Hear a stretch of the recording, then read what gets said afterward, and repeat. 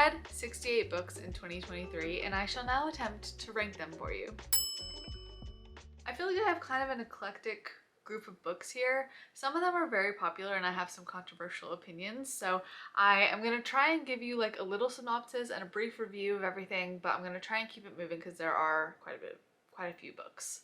I started off the year with We Begin at the End by Chris Whitaker. This book is set in a small town, and 30 years ago a man went to prison for murder and he has just been released and a new body has turned up dead. This sounds like a thriller, but it's actually a very character-driven story, and you fall in love with the characters and your heart breaks, and it's so good. I'm giving it 5 stars. Next up is The Vanishing Act of Esme Lennox by Maggie O'Farrell. And Maggie O'Farrell is one of my favorite authors. It actually might be my favorite author. I should say, I listen to most of my books on audiobook, and the narrator that does Maggie O'Farrell books is so good, and she does a good job of like capturing the rhythm of Maggie's writing. I feel like it's kind of something you have to listen to understand, but such a good pair. This book is about a woman that finds out that she's the only remaining relative of a woman that's been locked up in an asylum for 60 years, and the asylum is being shut down, so now she is in charge of caring for this lady. This also kind of sounds like a thriller, but it's not. It's more so of a mystery that gets uncovered throughout the book, and the writing style alone puts it out of 5 for me. Between the World and Me is by Ta-Nehisi, and it's a story about his life growing up as a black man in America, and I always find it very important to consume media that's not just entertaining but also some that offers you new perspectives, and this book did that, and I think I will give it a 4. Next is Warbreaker by Brandon Sanderson, and this was my first Brandon Sanderson book. I'm not even going to try and summarize this book because so much happens in it, but if you like fantasy books or you're trying to get into them, this is a good one. It's kind of long and it's like kind of a slow burn, but once you get to the end, things really start moving and it's well worth it. So I will give it a 5. Okay, this is not indicative of how the rest of my year went, but I started off really strong, I think. We took a very sharp nosedive with the next book, which was One of Us is Lying by Jeneva Rose. This is literally just an off-brand Big Little Lies, and I didn't like it. And it gets a 1 for me. The Seven Husbands of Evelyn Hugo by Taylor Jenkins Reid. I don't really have anything new to say. Everyone has read this book, but it's very good, very enjoyable. There were some things I wasn't expecting, and Taylor Jenkins Reid is just the queen. So I'm gonna give it a 4 because I didn't love it as much as the other books, but still an incredible book. Alone with You in the Ether by Olivie Blake. I was led astray by TikTok, thanks a lot. Honestly, it's just 2 very unlikable, flawed people over-intellectualizing their feelings and acting like the world has stopped because they fall in love. So it's going... Actually, okay, I'm gonna give it a 2 because I think that the writing was good, just not my cup of tea. Love in Other Words by Christina Lauren. I think this is a me problem. I found it so cringy, and like sometimes I was literally like, oh, why would you say that? So 1. Vicious by V.E. Schwab. This is set in a world where people have extraordinary abilities, and these 2 college roommates discover that the common thread that all of them have is that they've all had a near-death experience. So they devise to create their own near-death experiences so they can gain these extraordinary abilities. Things go awry. They grow to hate each other and become enemies, and it's a very entertaining book. I love the world and the magic system, and I'm gonna go with a 4. The Hand That First Held Mine is another Maggie O'Farrell book, and I found it quite similar to The Vanishing Act of Esme Lennox, and I liked The Vanishing Act better. So I'm gonna give this one a 3. I would say if you're in the market for a book like this, read The Vanishing Act, and then if you like it, go for this book if you just want more. The next book is really an essay called We Should All Be Feminists, and it's by, I'm so sorry if I mispronounce this, I tried to look up how to pronounce it, but none of the videos I found actually introduced her name. It's Chimamanda Ngozi Adichie, I believe. I think this book does an excellent job of putting to words complex ideas that a lot of women I think probably feel and think but don't really know how to express, And I really think it's something that everyone should read. It gives you a really good perspective. It's very short, and for me, it got 5 stars. Small Things Like These by Claire Keegan is a short story. It is set in a small town in Ireland during the run-up to Christmas, and there's a man that is making a delivery to a local convent, and he discovers something untoward happening there, and he has to kind of struggle with whether he is going to stick to the status quo and just let things be how they are, or if he'll risk everything, basically, like kind of blow up his whole life to help in this situation. It was a very human story, and I thought it was amazing, and I also gave it 5. Again, I'm giving a lot of books 5. The Anthropocene Reviewed was one of my favorite books of this year. It is a series of essays anonymously published, defending the document of the public. Just kidding. That's from Hamilton. That's always where my brain goes when I hear a series of essays. It's a series of essays about kind of mundane things in life, and John Green just kind of dives really deeply into them and makes them a lot less mundane. I think about this book all the time because I encounter a lot of the things that he talked about in my day-to-day life. This is a great audiobook. John Green reads it himself, and my little brother, who you'll hear from in a second, he has a booktube, and he is not an audiobook person, but I had him listen to the audiobook and he really liked it as well. It's one of his top reads of the year. This is Matthew. He has a booktube channel. And what did you think about the Anthropocene Reviewed? Oh, I loved it. I've said it a few times on different things. I think it was maybe my second or third favorite book of the year. To be, I don't know, maybe dramatic, I would maybe call it life-changing. It was really good. I loved it. Actually, you know what? Shout out to John Green for getting me addicted to Diet Dr. Pepper. I really appreciate it.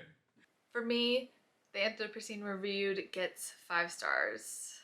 I wanted to read something else by John Green after reading the Anthropocene Reviewed, and I went with Turtles All the Way Down, which is told from the perspective of a young girl who has severe OCD. And I found it really interesting to hear from that perspective, but I felt like the storyline was a little bit boring. So for that reason, I'm giving it a 3, but again, really intriguing perspective. Atomic Habits by James Clear? Yeah, James Clear. I think this book has a lot of really good tips for building habits.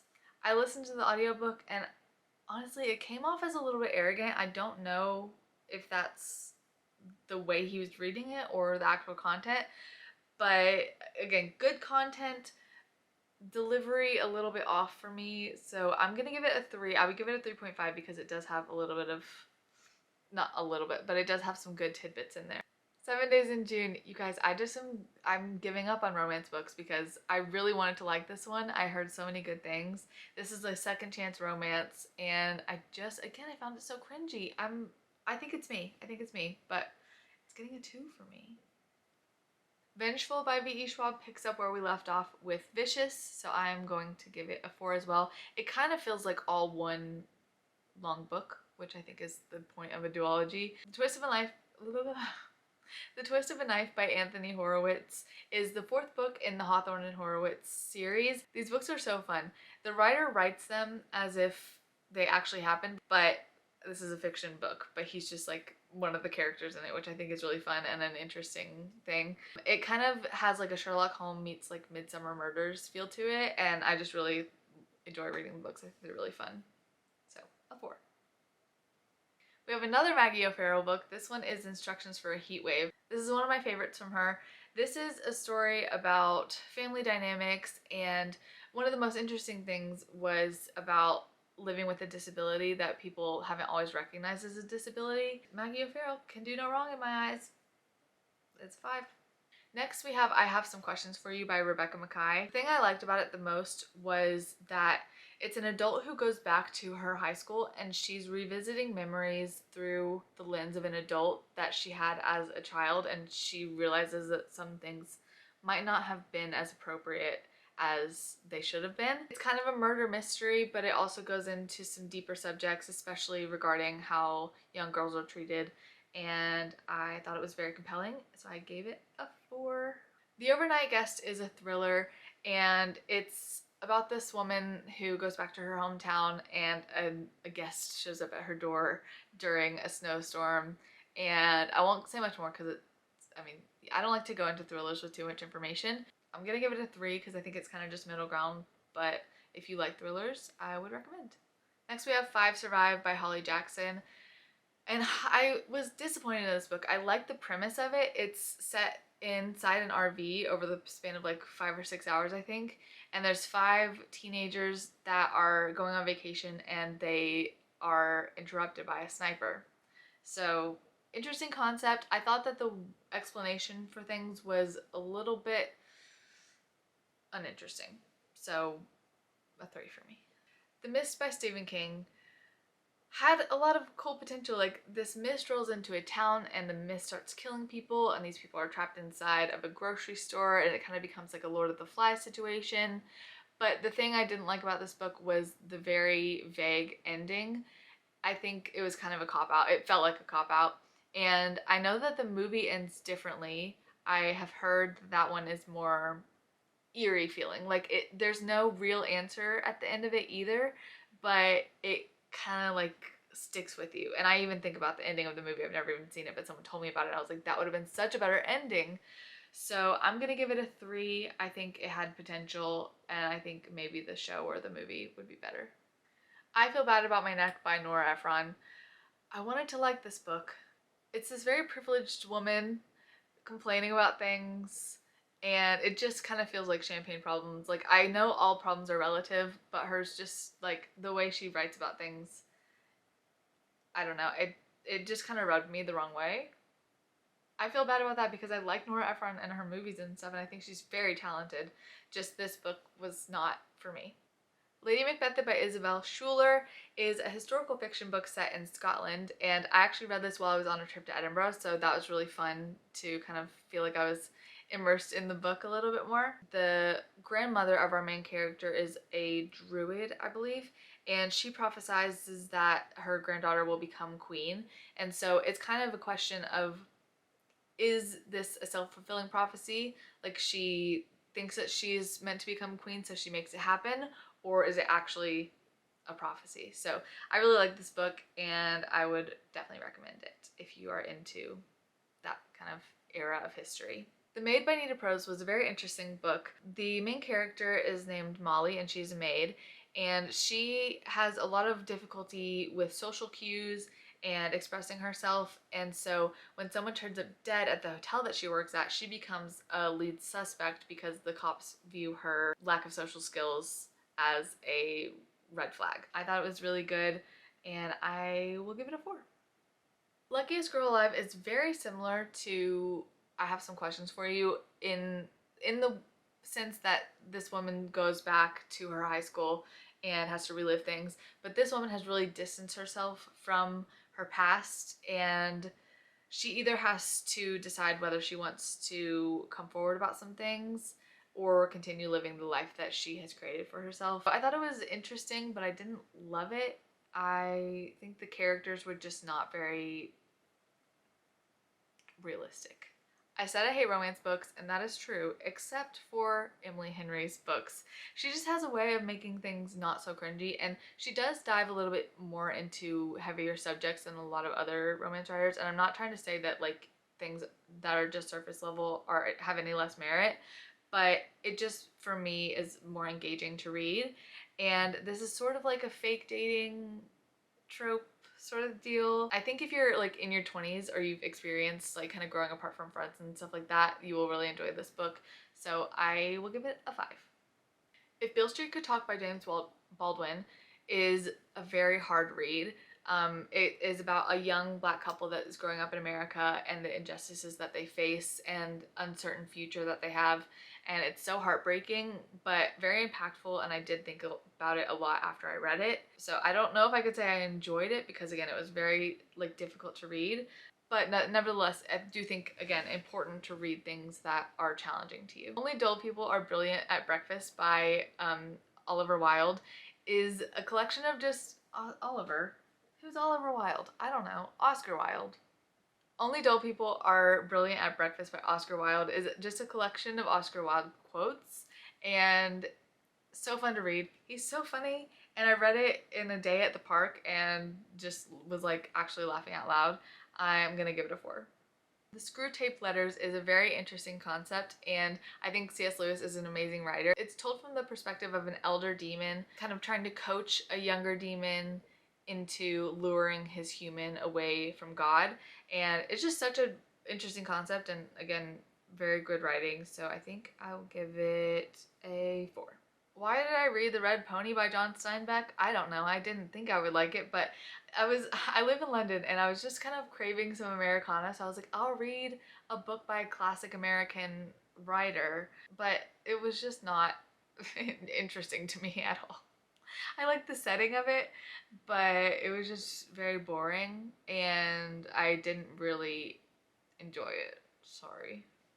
Northanger Abbey by Jane Austen is a parody book, and basically this girl falls in love with this guy and then he takes her back to his like family estate, and she starts questioning things because like the house seems kind of like not haunted, but things are not always as they seem at this house, so she's like a little put off. I thought it was a good book, but I prefer other books by Jane Austen more. I'm giving it a 3. When Breath Becomes Air by Paul Calanthe, I think. This book is by a neurosurgeon who was diagnosed with terminal cancer, and it's revealed to us in the foreword that he has actually passed away. And this book he started writing this book after he was diagnosed. And it goes through like his medical experiences, and the main thing that it talks about is just accepting death as part of life. And I weirdly found this book very comforting. It does address death in very heavy concepts, but I think when we avoid that subject, it makes it a lot more scary and like it seems like a bad thing, but in reality it's just a part of life, and of course it's very sad, but his perspective as a medical professional was a little bit of a different one than I had heard before. Fourth Wing by Rebecca Yarros. You guys, people love this book. It's this girl that is perceived as weak and she perceives herself as weak and she has to overcome these trials. And I didn't hate the storyline. The romance felt forced and the characters seemed underdeveloped to me, and I didn't find it to be a very good book. I will not be reading the second one. Animal Dreams by Barbara Kingsolver really gave me Hallmark movie vibes. Like, it's this woman who left her hometown, comes back, and she has no respect for the people of her hometown or their lives or anything. And she thinks that they view her as an outsider. She views herself as an outsider. And you know, throughout the book, she comes to understand them better and blah, blah, blah. And it's good. It was very long. It was no plot, just vibes. Killers of a Certain Age by Deanna Raybourn is a very fun concept. It's about these women who were assassins. They were part of an agency of assassins, and they've now aged out and retired, and their assassin agency is trying to kill them, so they have to escape. Fun concept. It ended up being a little bit boring to me. I don't know why, but I'm giving it a 3. The Dinner by Herman Cook is a book that was translated from Dutch, I believe, to English. And on the surface, it's about a dinner between two brothers and their wives, and the one brother is very, very jealous of his other brother. And over the course of the book, we learn the purpose of the dinner and that things are not as they seem. It's a page turner. You really just want to like figure out what's going on. So I enjoyed it. I'm gonna give it a 4. Good Omens by Terry Pratchett. I feel like I'm saying this a lot, but I really like the concept of it. It was just so long. Like, I feel like the whole middle section of the book could have just been like very condensed. Not a bad book. I think I would have enjoyed it if it was about 2/3 shorter. Project Hail Mary by Andy Weir. This man wakes up on a spaceship and he has no idea why he's there. He doesn't know who he is, and there's 2 dead bodies on the spaceship with him. And throughout the course of the book, we just learn so much. And okay, I can't tell you why, but you have to listen to the audiobook of this if you're going to read it. First of all, the narrator is really, really good. And then second of all, there's an element that needs audio. It just please trust me. One of my favorite books of the year. It gets a 5. Wayward is about three women who are very connected with nature. I'm trying not to quote verbatim a review I just read because I was trying to remind myself what this book was about. But basically it's that, and they are all treated poorly by the men in their lives, and that's the book. I enjoyed it while I was reading it. I liked the setting and stuff, but when I was done, I was kind of like, I'll give it a 3. Because I did enjoy it while I was reading it. Okay, A River Enchanted by Rebecca Ross. This book sounded really interesting to me. It was about a Baird who is sent away to learn how to become a Baird. Then he's called back home because there are young girls disappearing and he has to help find them. And I can't really pinpoint a reason why I just felt like I was getting nowhere with this book. Like it just was taking forever for anything to happen. So I gave it a 2. Trust of the Emerald Sea by Brandon Sanderson. This is a standalone by Brandon Sanderson, which I think is kind of rare. And it's just a really fun book. It's predictable, but it's fun. And this girl has to stow away on a pirate ship. It's just fun. It's fun. So I'm gonna give it a 3. No, a 4. It's very fun. Yellow Face by R.F. Wong was a very interesting book, different than anything I've ever read before. Basically, we are listening to the perspective of this woman who is a writer, and it's important that she's white. She's a white writer and she has had no success, and she blames it on the fact that people don't really want to hear from like basic white women. Meanwhile, someone that she went to college with and she's kind of frenemies with has been so successful, and she thinks it's because she's Asian and she has a minority voice. Then one day she witnesses her friend's death in a freak accident and discovers her unpublished manuscript and decides to publish it as her own. And the thing is, we are being told this from the perspective of the like villain of the story, and in certain parts you're like, I guess I kind of understand that, but then you start thinking like, why am I thinking that? I think it's just the writing of the author is so like convincing and kind of pulls you back and forth, and it's a roller coaster ride, and I really enjoyed it, so I'm gonna give it a 4. Have I Told You This Already by Lauren Graham is a little bit of a disappointing book. I read Lauren Graham's first book and I really liked it, and these stories just kind of felt like they weren't good enough to make it in the first book, so she put them in another book, and yeah, it was okay. This next book I'm actually so angry about because I saw a preview for the show Silo on Apple Plus, and I don't have Apple Plus, but I was like, oh, it's based off of a book. I'll read the book. The book is called Wool by Hugh Howey, and it's such a frustrating book. Like, they live in these silos underground, and anytime someone questions why they live in the silos, they're sent out into the above ground, which is assumably uninhabitable by humans, and they have to clean this window, and like all these questions arose within me while I was reading about this, and none of them were answered. Absolutely none of them were answered. They give like kind of a cop-out answer for why they clean the window, and I'm like, okay, weird logic, but okay, I'll go with it. And this is a series, and I only read the first book, so maybe answers are forthcoming, but I don't care enough to find them out. And I thought this book was so long and quite boring, and I'm mad that I even wasted my time on it. The Four Winds by Kristen Hanna is set in the Great Depression, and it's about kind of these two perspectives of life. One of them is the realist, and they're like, we have to make by with what we have to get by with what we have, and we just need to survive and buckle down. And then there's other people that are like, they're the dreamers, and they think there's more out there, and they want to move on and see if there's anything else out in the world. I really like Great Depression Dust Bowl books, so I think that was part of the reason I really liked it, but also I was just very like emotionally impacted by the sacrifices that are made in the book. I haven't read anything else by Kristen Hanna, but I think I will add some to the list this year because I really liked it. The Gray Steer by Kim Leggett.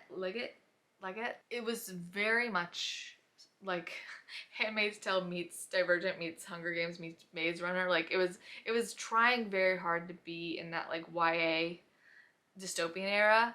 I get what they were trying to do, but it just fell flat for me. So I'm gonna give it a 2. One Dark Window is the first book in the Shepherd King series by Rachel Gillig, and I really liked it. It reminded me a lot of some other like fantasy books I read, like not the storyline but just the setting and the vibe of the whole book. I won't say too much because I feel like it's kind of a complicated magic system to describe, but would recommend if you like fantasy books for sure. I will give it a 4. The Marriage Portrait by Maggie O'Farrell again. This is the only book of hers that I can't say I loved. I still think Maggie O'Farrell's writing style is amazing. Like I read it for that, but just I don't really feel like it was suited to this story. Didn't hate it, didn't love it. It gets a 3 for me. Drunk on All Your Strange New Words by Eddie Robson. Weird book, but I kind of liked it. There's a girl and she is a translator for an alien species that now inhabits the earth, and while she's interpreting things, it starts to make her feel drunk. That's like part of the interpreting process. And sometimes she loses memories because she blacks out because she feels so drunk from translating. Anyway, the person that she translates for turns up dead one day, and the police think that she did it, and so we have to kind of go through this journey. She doesn't even know she did it because she just blacked out. This is going to be controversial. Okay, Red Rising by Pierce Brown. I hated this book. And I feel like a lot of it has to do with the narrator of the audiobook. He sounds like he's in his 50s. The character is supposed to be 16. The character acts like he's 45 anyway. Like, just so bizarre. And a lot of, like, war strategy is discussed.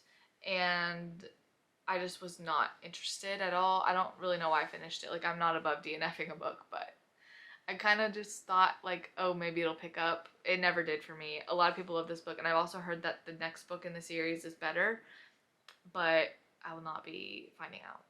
Leave the World Behind. I read this because I saw the trailer for the Netflix movie that was coming out. This book was so frustrating to me.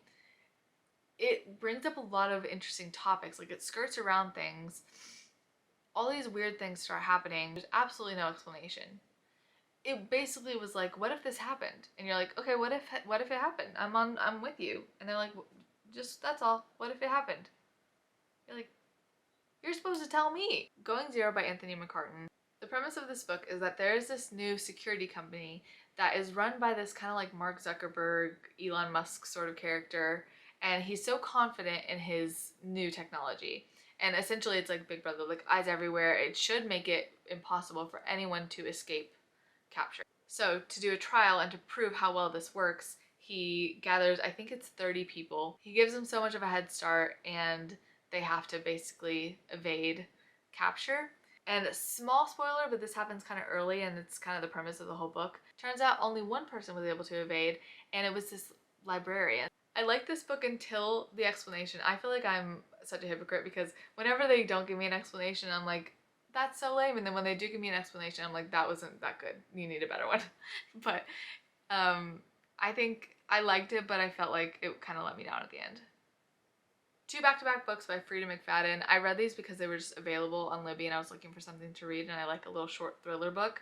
First was The Inmate. I think I gave it 4 stars because I didn't see the end coming. And then the next one was The Coworker. I didn't like that one as much. I think I gave it 3 stars. So we're going to put those in their respective places. A Study in Drowning by Ava Reid. I heard so many good things about this, and it's not that I didn't like the book. I was not compelled to pick it up. Like if I paused it, I didn't think about it and I was like, oh shoot, I need to finish that book. But that being said, I did like the overall vibe of the book. It's kind of like a fantastical dark academia sort of thing. So I'll give it a 3. The Secret History by Donna Tartt. This is a shocker, but I actually really like this book. I don't know why, because it is an all vibes, no plot sort of deal. Like there is a plot, but you find out what happens like halfway through the book, so you just kind of continue on. But I just found it so intriguing.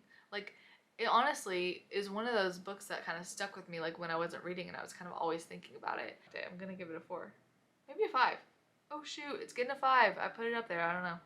Once Upon a Broken Heart by Stephanie Garber. This girl strikes a deal with the Prince of Hearts to get her like one true love back, and things just go awry. And like I thought it was a fun book. There was nothing wrong with it. It just was okay. Like the character was a little bit not that smart in my opinion. Two Twisted Crowns by Rachel Gillick is the sequel to One Dark Window, and I like this book even better than the first book. So fun to read. Loved going back into this world, and for me this one's a 5. Throne of Glass by Sarah J. Maas. This was a reread for me because I want to continue the series. I started it, lost my momentum, and now I want to go back to it, but I want to reread the first 2. Love this book. Would read it again.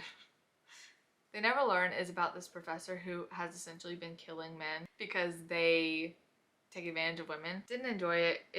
I felt very, like, it didn't give me a lot of hope for the world. The only one left is set in this mansion on the coast of New England on this cliff that is crumbling, and this old woman lives there, and our main character is sent to take care of her. But the twist is that this woman supposedly killed her whole family. There were so many twists in this book, and they all happened in the last like 30 minutes of the audiobook. I was like, okay. Despite there being way too many twists at the end, I still enjoyed the experience, so I'm giving it a 4. Finding Me by Viola Davis. This woman is amazing. I love her. I mean, she's just been through so much, and yet she finds a way to use it and to forgive the people that have wronged her. And I don't know, she's just amazing. I would really recommend it. And the audiobook was great. She read it, and I love her. Never Lie by Freida McFadden is one of those books that I just picked up because I was looking for something to read and it was available. The thing Freida McFadden is great about is misleading you. Like, you think you have it figured out and then you don't. And that's fun to read. So I think I'm going to give it a 3. The Drowning Woman by Robin Harding. It's about like this woman that saves this homeless woman that saves another woman from drowning, and they form a friendship. Things are not as they seem. I didn't like the writing style, and that's really the main thing I have against it. It was just okay. The One by John Mars is the most surprising book of the year to me because I went into it kind of thinking it was one thing and then it ended up being another thing. It's set in modern day, but they have figured out how to match people via their DNA to their perfect like soulmate match. And we see this from different perspectives of people finding their match. And then we find out something that makes us question everything. I'm telling you, it's just so much more nuanced than I thought it was going to be. It was really good. The last book of the year was My Husband by Ma Ventura. This is translated from French, I believe, and it's about this woman who's obsessed with her husband. You walk through her like very bizarre thought patterns. There are certain times when she does seem very like lucid and like she's self-aware, and then other times you're like, whoa girl. Yeah, just very interesting read. It was pretty quick and short, and I enjoyed it. I'm gonna give it a 4. I did it! That's 68 books! I had a lot of really good books this year. Only a few 2 and 1 stars, so happy with that. Anyway, this is not a booktube channel in case you're new here. This is just my normal channel, but maybe once a year I'm gonna do a book video. And I do talk about books sometimes in my vlogs, but anyway. Hope you enjoyed. I'll see you next time. I don't really know how to end this video. I've never done a book video before, so bye!